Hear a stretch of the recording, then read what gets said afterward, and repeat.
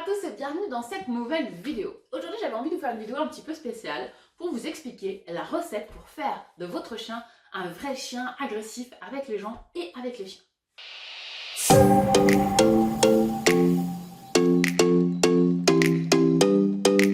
Bon alors comme vous l'avez compris, bien sûr mon objectif n'est pas de rendre votre chien agressif. Mais malheureusement il y a beaucoup de pratiques qui font que malgré nous on va rendre notre chien agressif alors qu'à la base il ne l'était pas du tout. Donc il y a 4 ingrédients principaux qui vont entrer en ligne de compte et qui vont faire que le chien peut devenir agressif. En les connaissant et en les maîtrisant, vous allez pouvoir comprendre comment ça marche et surtout éviter de faire ces choses-là pour ne pas rendre votre chien agressif ou plus agressif encore s'il l'est déjà. La première chose qui va faire qu'on risque de rendre notre chien agressif, c'est qu'on a un mode de communication avec le chien. On ne comprend pas le chien, on ne fait pas attention aux signaux qu'il envoie, on ne fait pas attention quand il nous dit qu'il n'est pas bien, qu'il n'a pas envie, qu'il est stressé. On le force, on n'est pas à son écoute, bref, il n'y a pas de communication, il n'y a pas d'échange avec le chien, on ne respecte pas le chien, et du coup le chien ne se sent pas bien, et par conséquent il va forcément d'une manière ou d'une autre faire ressortir ce mal-être, et ça peut être via l'agressivité. Donc attention à ça, apprenez à lire votre chien, à regarder votre chien, à écouter votre chien, et ne pas simplement à lui imposer tout le temps votre vision des choses ou ce que vous voulez faire.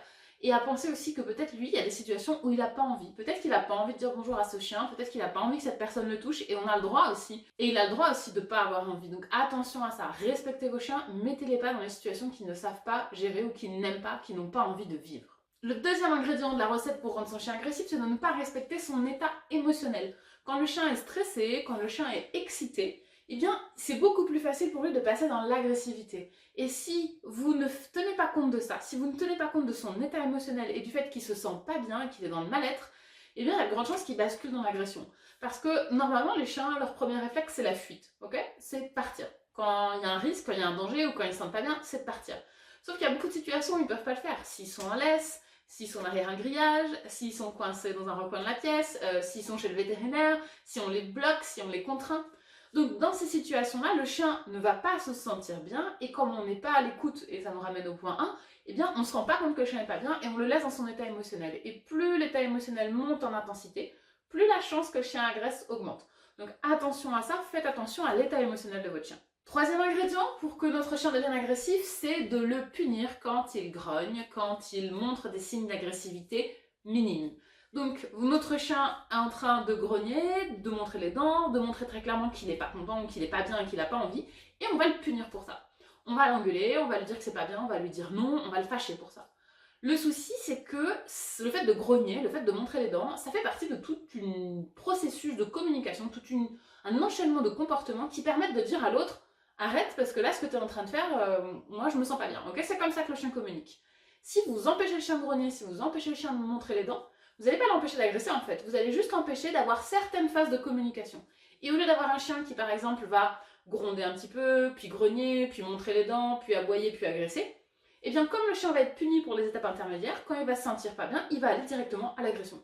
Parce qu'on l'aura trop puni pour le fait de grogner et le fait de montrer les dents, donc pour lui il ne faut plus faire ça, mais ça n'empêche pas d'aller quand même à l'étape d'après. Et du coup on a des chiens ou de qui on va dire « Ah mais il a agressé sans prévenir, j'ai rien vu venir », ce genre de situation. Quand j'entends ça, très souvent, c'est parce que en fait, le chien avait montré avant des signaux, sauf qu'on lui a appris à ne plus les faire, parce qu'à force de le punir pour ça, il ne veut plus les faire, et donc du coup, il passe directement à l'agressivité. Donc attention à ça, faites en sorte que votre chien puisse communiquer. Un chien qui grogne, c'est bien, il nous donne de l'information, il nous dit que ça va pas. Donc c'est important, plus on a d'informations, plus c'est facile pour nous de pouvoir réagir de la bonne manière. Le quatrième ingrédient qui va faire que votre chien risque de devenir agressif, c'est de ne pas intervenir quand il y a un problème et de laisser le chien faire. Ça, c'est un conseil qu'on entend très souvent, c'est « laisse les chiens ensemble, ils vont se débrouiller, il faut qu'ils se gèrent, ils vont apprendre, voilà. » Et on les laisse un peu entre eux gérer la situation. Sauf que ça part du principe que tous les chiens ont d'excellents moyens de communication et que tous les chiens sont très bien codés. Or, c'est pas le cas.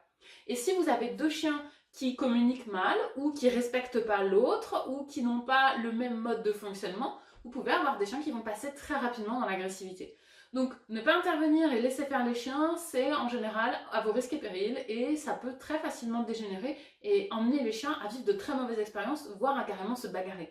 Donc, vous devez intervenir en fait. Si ça se passe pas bien, s'il y a un chien qui est pas bien, s'il y a un autre chien qui harcèle votre chien par exemple, ou si votre chien harcèle un autre chien, vous devez intervenir, vous ne devez pas laisser faire. C'est pas au chien de régler ça. C'est à vous de dire stop, là ça va pas. C'est vous l'humain, c'est vous qui êtes responsable dans la situation.